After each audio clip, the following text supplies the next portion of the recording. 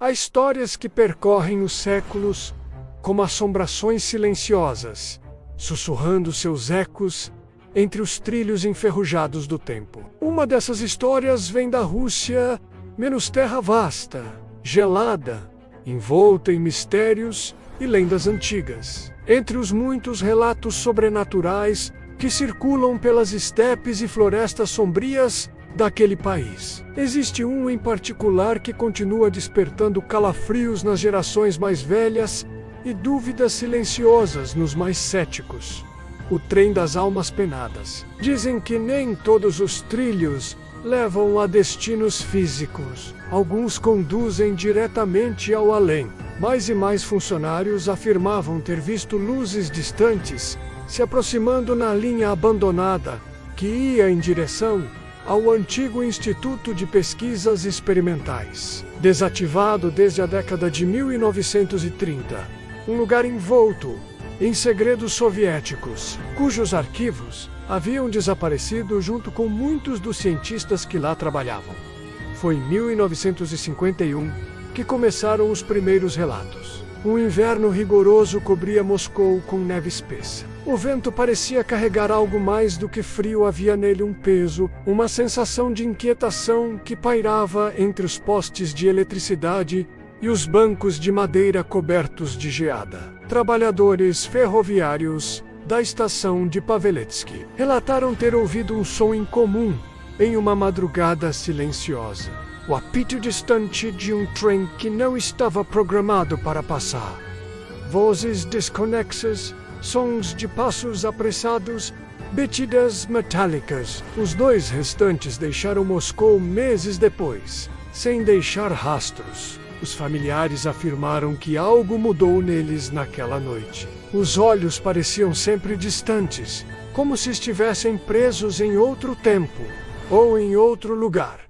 E depois, um grito. Um único grito masculino, agudo, prolongado, que termina abruptamente com o som de algo sendo arrastado sobre cascalho. Passou a circular como uma lenda urbana que atravessava gerações, principalmente entre os moradores mais antigos da região. Alguns chamavam o trem de vagão fantasma. Outros, de trem da morte. Falaram sobre alucinações coletivas, gases naturais que provocariam delírios, fenômenos acústicos causados pela variação térmica. O relato de um ex-maquinista, Nikolai Vetrovsky, que jurava ter visto o trem com seus próprios olhos. Era fim de tarde. Sol baixo, neve cobrindo o chão como um tapete branco e silencioso. Foi então que ouviu o som. Não era o barulho de um trem comum. Disseram que foi um colapso, uma alucinação, mas ele nunca mais voltou ao trabalho. E, até sua morte, manteve uma rotina estranha. Todas as noites, trancava portas e janelas antes do pôr do sol.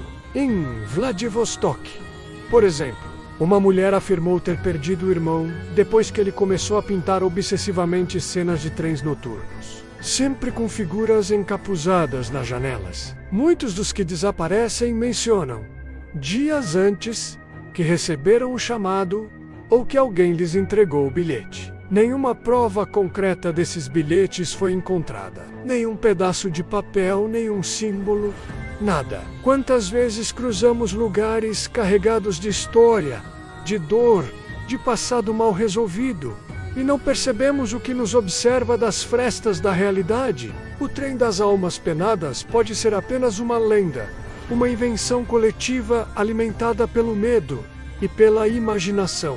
Ou pode ser real, uma manifestação do peso que a história, a culpa e o sofrimento deixam nas camadas mais profundas do mundo. Mas para quem acredita, o trem só leva os que foram convocados. Os que de alguma forma estão com a alma aberta para o que vem do outro lado. Em São Petersburgo, um operário desapareceu após declarar à esposa que recebera o bilhete de embarque. Se estiver perto de trilhos abandonados e o frio parecer mais intenso do que o normal, se ouvir um apito no meio da madrugada, não olhe para os trilhos, não vá até a janela e, acima de tudo, Não aceite nenhum bilhete, por mais inocente que pareça, e colocava sal nas frestas das janelas, um costume antigo, associado a rituais de proteção espiritual no interior da Rússia. Era mais lento, mais pesado, como se arrastasse consigo toneladas de dor, e talvez, só talvez, esse trem seja a forma como essa dor encontrou para se mover. Ele já estava aposentado quando resolveu falar, mas sua voz menos trêmula, rouca, marcada pelo tempo menos ainda, carregava o peso da experiência. Passou a poucos metros dele, tão perto que Nikolai sentiu o frio aumentar ao ponto de quase congelar a respiração. E dentro dos vagões, sombras, muitas sombras. Ele contou 13 vagões, todos iguais, todos errados.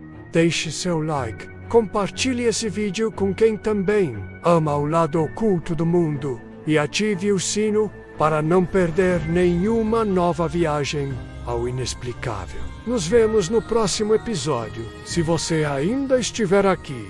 Mas nenhum estudo foi conclusivo, até porque, estranhamente, muitos dos que se propuseram a estudar o caso também acabaram sumindo. Seus nomes estão em registros oficiais, mas seus destinos se perderam nas entrelinhas de uma burocracia que preferiu esquecer. Mas o nome que mais se espalhou foi mesmo mais temido: o trem das almas penadas. Outras, bem, há relatos de pessoas que foram vistas dias antes em estado de torpor, dizendo que já podiam ouvir o apito. Relatos de homens e mulheres que começavam a sonhar com o som dos trilhos à noite, mesmo vivendo longe das linhas ferroviárias. Pesadelos que se intensificavam a cada dia, até o último quando desapareciam. No início, pensaram que era uma ilusão auditiva causada pelo frio ou pelas longas horas de trabalho. Mas com o tempo, os relatos aumentaram. As luzes vinham acompanhadas de um som metálico abafado, como se os trilhos estivessem sendo comprimidos por toneladas de aço. Planejaram acampar próximo à linha ferroviária abandonada durante uma noite inteira. Um trem preto como carvão, sem janelas visíveis. Seus vagões emitem um brilho azulado, como se estivessem cobertos por uma eletricidade estática, e em seu interior sombras, muitas sombras. Não são passageiros comuns, não se movem como seres humanos, estão parados, mas seus rostos, quando visíveis, transmitem um sofrimento que escapa à compreensão. Rostos deformados pelo medo, pelo desespero, congelados no tempo. Levavam câmeras analógicas, gravadores e lanternas potentes. A intenção era clara: desmentir a superstição com provas, ou quem sabe registrar algo inédito.